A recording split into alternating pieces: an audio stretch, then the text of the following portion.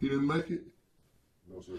Oh my God! Oh my God! What is your rating? We are at a party at Goodwill and someone was shooting and someone got shot. What started as a warehouse concert, music, lights, and celebration erupted into something no one could have imagined. Within minutes, the party became a bloodbath, and the scene, pure chaos. Somebody up there that's bleeding. He's bleeding out. He's hurt. He got shot. He's bleeding.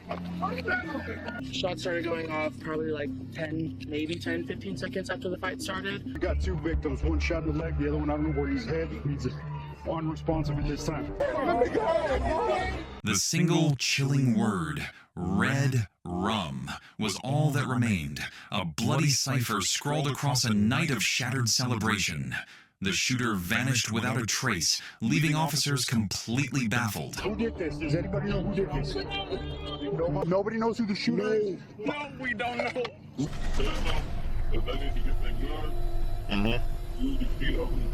She took the gun out of the trunk and handed it to him. I know you don't listen to me. Lacking any leads, the agonizing homicide investigation, which horrified the entire community and the officers themselves.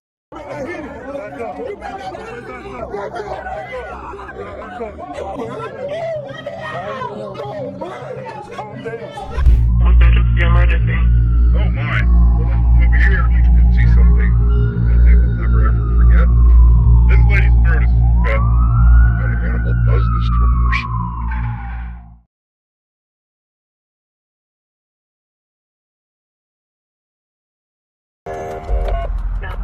What is your rating? We are at a party at Goodwill and someone was shooting and someone got shot. Okay, hold on 1 second, okay? Alright, yeah. And you're at the Goodwill, are you with the patient now that was shot? Yes. Alright. Where were they shot at?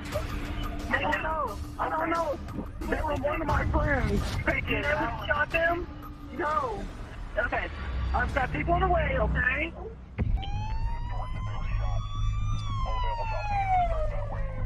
Upon receiving a report of an active shooter, officers were immediately sent to the scene to manage the situation. Actor, RP advised that shooting is still occurring. Shooting is still occurring.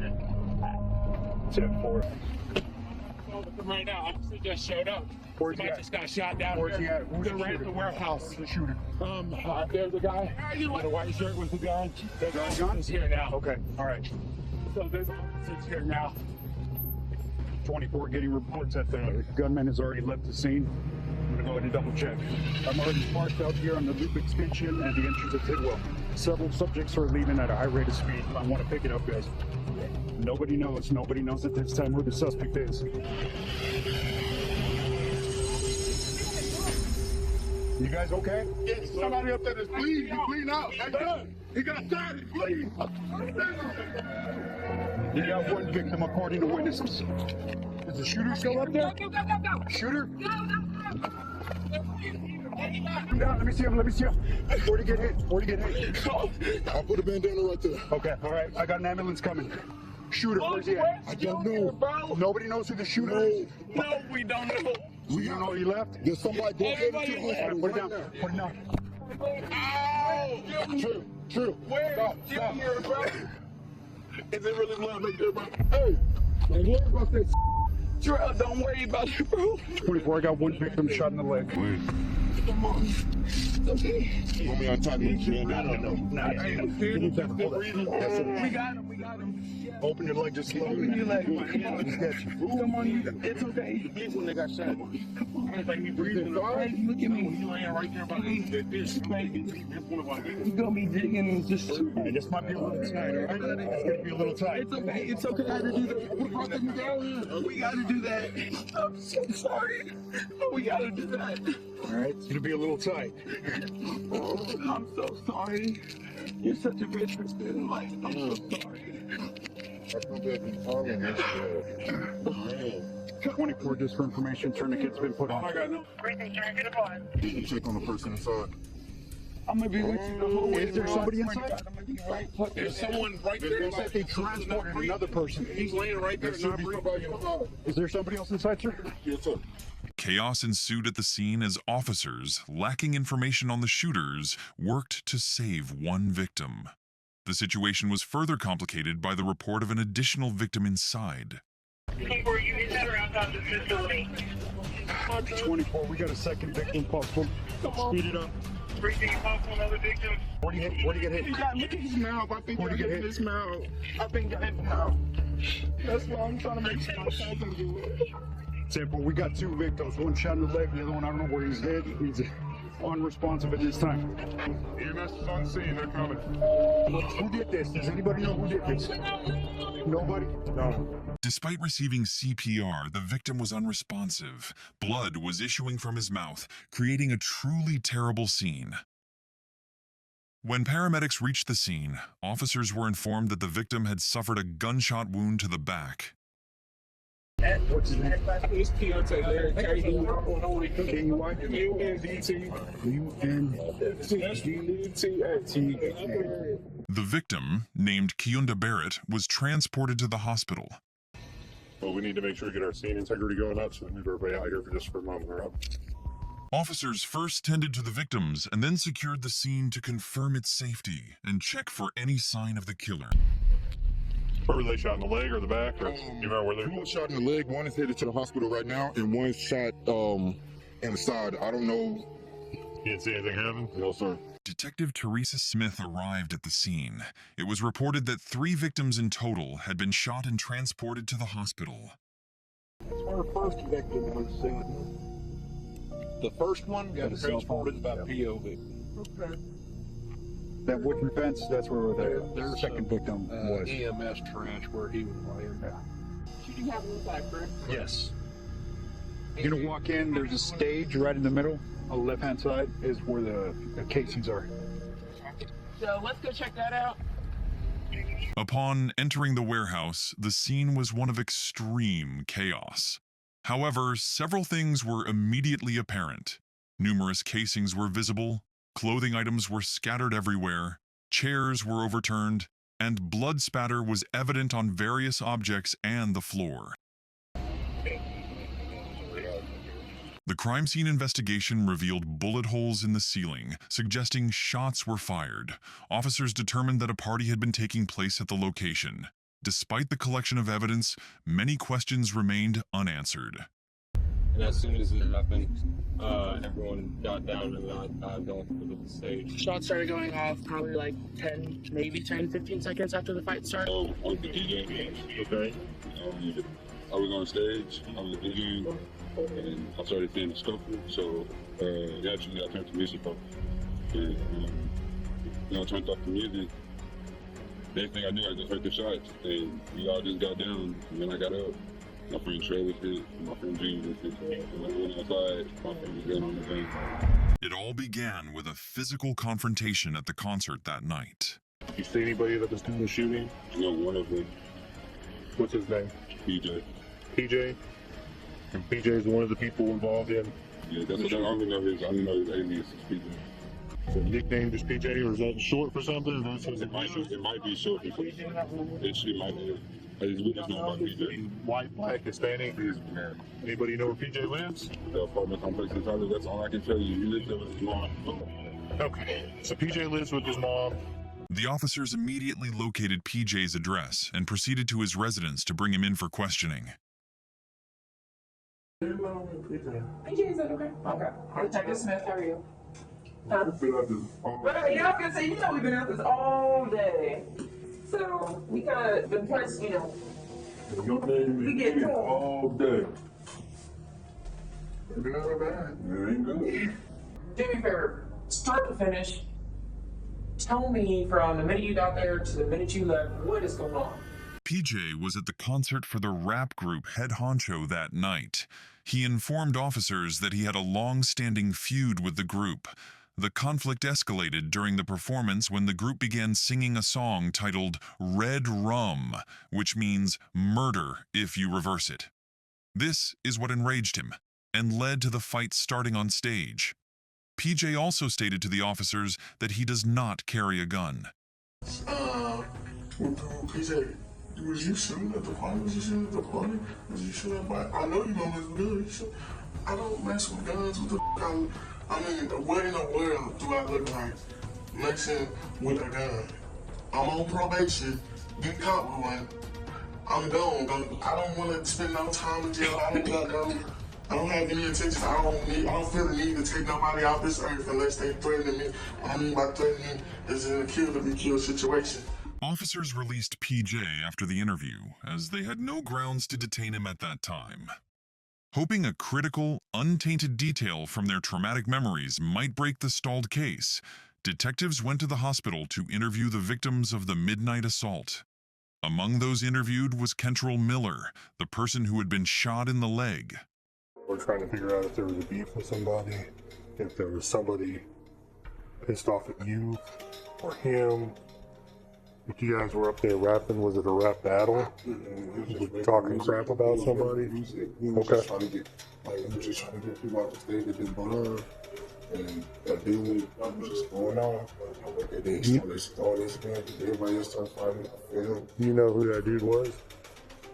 Following a lack of information from Kentrell Miller, officers proceeded to speak with another victim, Ira Brown, who had also sustained a gunshot wound to the leg. Tell me about when you got hit. Get looked in the back. No, with the, I had got punched in the eye first. Like, somebody hit me in the eye, and then it was like maybe 3 seconds later, it was pow, pow. And then I didn't feel the gunshot at first, but then like I slowly started falling down, and I was like, yeah, I got a shot. Ira told officers he did not know his shooter. When asked if he could identify anyone present on the stage, including those involved in the altercation, Ira named his friend Trayvon Dwayne Maddox, but stated he had no knowledge of whether Trayvon was the individual who shot him. There were a lot of people gathered inside the hospital looking for information about the shootout, and on one side were sitting Kiyunta's parents, and officers went there to talk to them. What's your son's name? Kiyunta, K-Y-U-N-T-A. There. You got a tattoo on his arm? Is it? On the blue rose and Susan. Susan. And some other tattoos. Yeah, on his shoulder. I forgot what that was. His brother, he was 2 months there. He didn't make it? No, sir. Oh my God!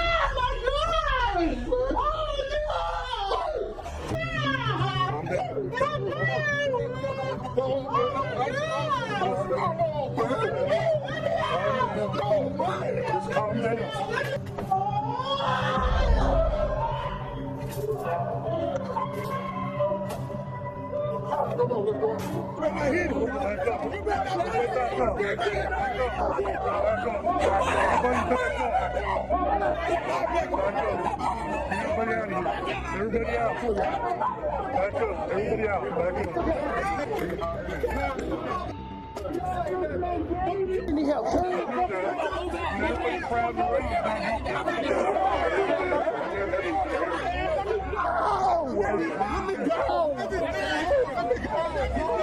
Kiyunta was a beacon of light in his family, a truly good son whose actions consistently demonstrated his respect and affection for his parents. Beyond his filial devotion, he was also a remarkably good brother, fostering a deep and easy camaraderie with his siblings. Indeed, his amicable nature extended far beyond his immediate family. He was a person who got along well with everyone he encountered, known for his genuine warmth, easy laughter, and willingness to lend a hand. Therefore, the unexpected and tragic news of his sudden demise did not just sadden his family, it utterly devastated them. Controlling the crowd was challenging for the officers, but the name Trayvon Dwayne Maddox was repeatedly mentioned. Officers investigated Trayvon's background, finding a prior arrest for illegal weapon possession. Using this data, they retrieved his address to bring him in for questioning. Hey, how are you? Good morning. Hey, so of course, you know why we're here, right? About what happened last night? Yeah, because, I know you were one of the individuals there, right? Okay. Trayvon appeared calm and composed when he informed the officers that he had been expecting their arrival at his house. I couldn't go to the hospital because they thought I did it. They thought, like, I shot him, like, literally. They thought Who said that? everybody, like all them, his family, like because they were trying to fight with my friend, right? People came on stage and they hit my homeboy Trail. So when they hit him, gunshots went off. And when the gunshots went off, I heard 2 gunshots, right? I heard 2 gunshots. He got hit in the leg. He said, "Oh, I'm shot." So I grabbed his gun. I shot in the air. There's a bullet hole in there. You can go look at Tidwell. There is a bullet hole in the air where I shot right in the air. And then 3 more shots went off at us on stage. Where's the gun at? He said, "Where is the gun?" The gun is in my car. Like I didn't drive my car here because I was drunk. So it was at Tidwell. I gave my keys back to my homeboy. His inability to locate his gun intensified the officer's suspicion, leading them to request that he come down to the station. We don't have a arrest warrant or anything from you, okay? Our main goal is just to find out what is going on. I will be right here if y'all have any arrest. Well, no, here's it. Well, now I will say this though. We do need you to come with us though, okay?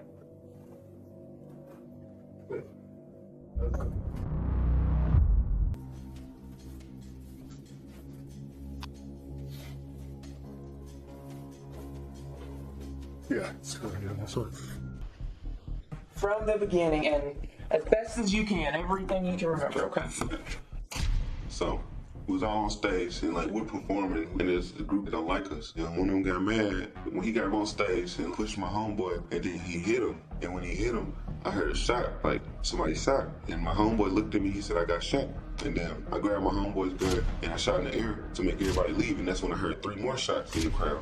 And then everybody like ran, like after them 3 shots. Then there was this big dude, the G dude, he was outside with a gun. Sit tight for a second. Because Trayvon confessed to firing a gun in an area filled with innocent people, officers chose to arrest him on a felony charge for his reckless behavior. Following Trayvon's identification of G, or Giovari, authorities began monitoring and tracking him. Their suspicion that he might be armed led to his successful apprehension, during which they recovered a gun. This firearm is now considered a potential murder weapon in Kayunta's death. 57 is putting over just by the 12 Oaks Motel. Turn off your engine. Take your keys out of the ignition. Go ahead and throw your keys out. Go ahead and step out. Keep your hands visible. Keep your hands up.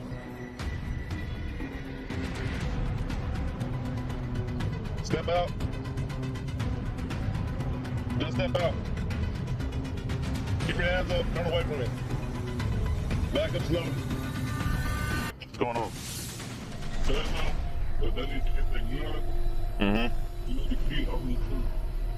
Use the key to open the trunk. It's in the trunk? Yeah. Hey, say you need a key to open up the trunk. That's where the pistol's at.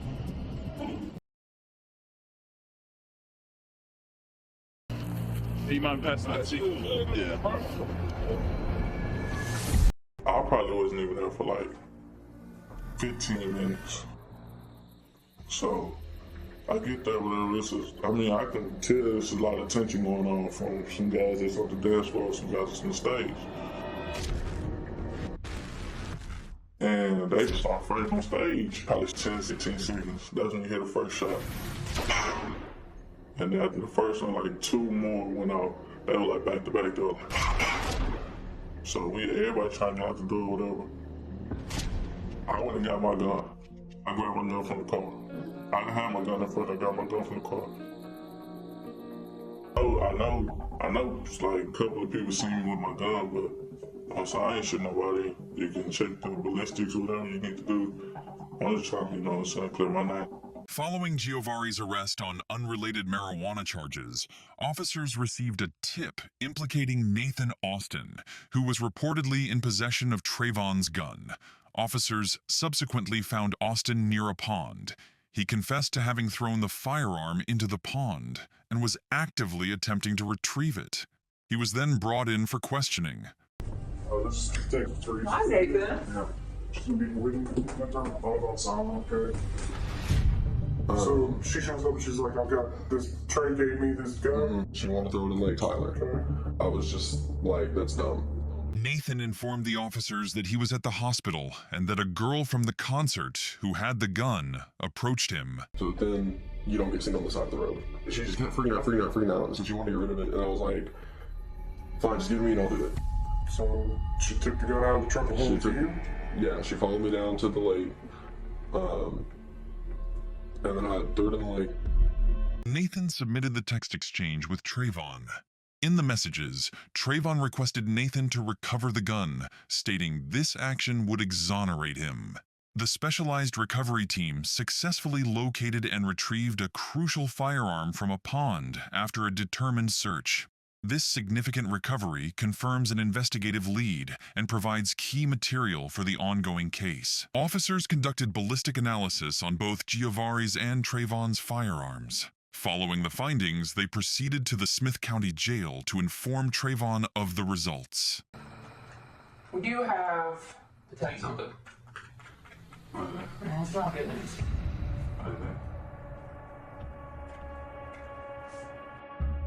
We dragged the palm, got the gun back, and it was where they were wrapped. Okay, there was no magazine. But we do know for a fact from evidence they were shot more than once. Keontae? Keontae? Yeah. Yeah, he was murdered by that gun. How was he murdered by that gun? How was he shot by that gun if I did not shoot him with that gun? How was he murdered by that gun? The bullet that killed Barrett came from the gun that was in your hand. How does it, how? Because there's okay, forensic science, okay? They did all the testing. The gun was shot more than once. There was a witness who said that you did a double tap. You may have not realized it. I did not shoot that boy. That was my friend. I know. Why would I shoot him? Honestly, I believe it was an accident. I don't know. I do believe it was an accident. I did not shoot him. Trayvon was in disbelief that he had shot his friend, but the evidence was overwhelming. He was found guilty and sentenced to 10 years in prison. The officers remained uncertain whether there were multiple shooters that night, as there was no evidence to implicate anyone else. The tragedy that tore through the Kayunta family was sudden, brutal, and utterly senseless.